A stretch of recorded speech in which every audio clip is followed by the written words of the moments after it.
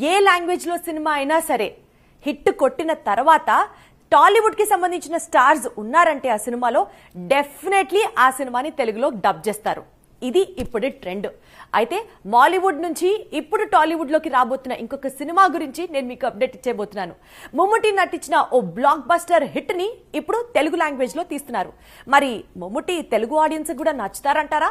Mollywood full swing లో ఉంది. 2024 starting నుంచి వరుస విజయాలను అందుకుంటోంది. ముఖ్యంగా గత 2 వారాల్లో ఆ జోరు ఇంకా పెరిగింది. ఒక యూత్ఫుల్ ఎంటర్టైనర్, మరో డార్క్ ఫ్యాంటసీ దుమ్ము రేపుతున్నాయి.